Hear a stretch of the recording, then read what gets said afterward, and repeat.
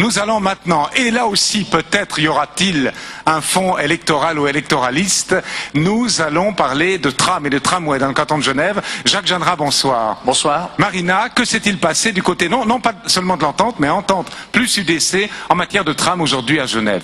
Oui, c'est vrai que les partis de droite ont fait une conférence de presse tout à l'heure contre le réseau des trams. Avant tout, il faut peut-être rappeler que Genève était vraiment pionnière en matière de réseau de chemin de fer et de tram. En 1925, on avait 125 km de réseau. Le tram et les trains régionaux allaient jusqu'à Versoix, jusqu'à Hermance. Ils allaient aussi au-delà de la frontière.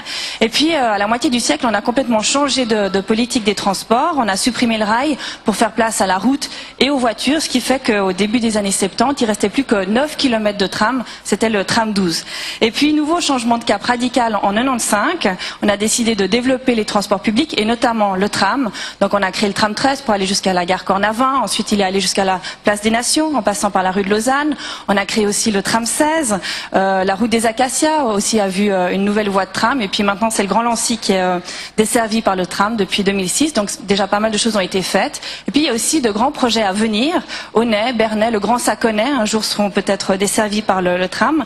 Mais plus proche dans le temps, d'ici 2010, le tram devrait aller de la gare Cornavin jusqu'au Cerne en passant par Meyrin. Et à Meyrin, ça coince. Les habitants et des commerçants se sont mobilisés contre le tracé du tram. Ils lui reprochent de mal desservir la population.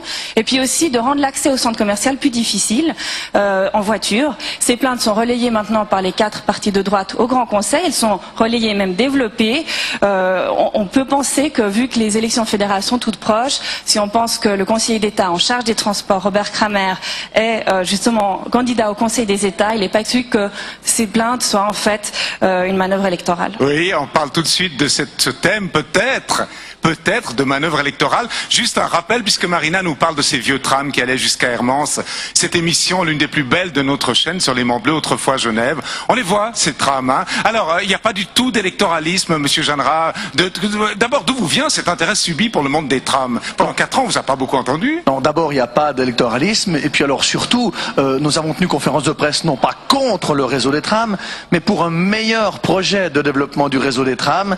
Et ce que nous contestons à Meyrin, c'est simplement que le projet développé par Monsieur Kramer ne reprend même pas le tracé des lignes de bus actuelles. C'est vrai. Puisqu'il va faire une sorte de cul-de-sac au milieu de la cité.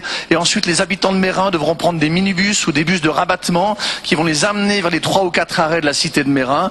Donc, perte de confort, perte de temps, perte de vitesse commerciale. Je veux bien qu'il y ait un problème du côté de Meyrin. On verra bien comment il se réglera. Hein. Mais là, quand même, cet intérêt subi de la droite pour le tram, c'est quand même, on sent quand même là, c'est pas une espèce de missile sur Monsieur Kramer. D'ailleurs, Monsieur, vous signez un texte, signé Pierre Weiss, mais enfin, là vous êtes ensemble, qui dit, Monsieur Kramer, conseiller d'État, coupé des soucis de la population, vous l'attaquez de plein fouet pour la première fois d'ailleurs. C'est un homme assez épargné pour le moment des attaques. Oui, parce que je pense que pendant quelques années, il a fait illusion, Monsieur Kramer, en matière de transport, que ça soit en matière de transport routier. On n'a qu'à voir comment il traîne les pieds par rapport à la traversée du lac, par exemple. Il a décroché le CEVA, c'est quand même pas résolutions. mal. Ouais. Et là, il faut reconnaître que son projet sur le tram de Meyrin est un mauvais projet, tout comme le projet futur de tram sur Bernay et Aunay est un mauvais projet. Donc nous voulons bien que l'État investisse pour un réseau des trams,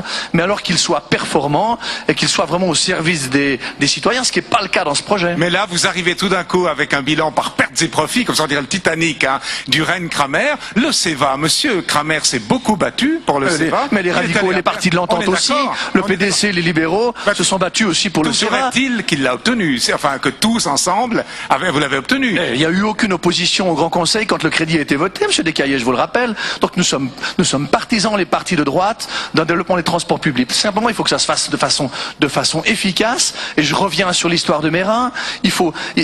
Notre projet, le projet qu'on a présenté aujourd'hui, va coûter un petit peu plus cher que le projet de Robert Kramer. C'est un peu le con, les partis de droite qui veulent dépenser de l'argent pour les transports publics. Oui, mais il faut voir les coûts d'exploitation à long terme. Avec le projet de Monsieur Kramer, les bus de rabattement sur les arrêts de la cité de Meyrin vont coûter beaucoup plus cher aux collectivités, à l'État de Genève, mais aussi à la commune de Meyrin. Demain, en race gratis, et on Pas pourra du tout. presque prendre Absolument le tram pas. gratuitement. Non. Absolument pas. On Non. investit pour que Genève puisse vivre harmonieusement avec une liberté des transports, comme l'ont voulu les Genevois par une votation populaire il y a quelques années. Oui, on s'en souvient, bien sûr. Jacques Jeanneret, vous êtes député radical. Vous dirigez bien sûr aussi la Chambre de commerce et d'industrie. Merci Jacques Jeanneret. À bientôt. Au Merci, revoir. bonne soirée.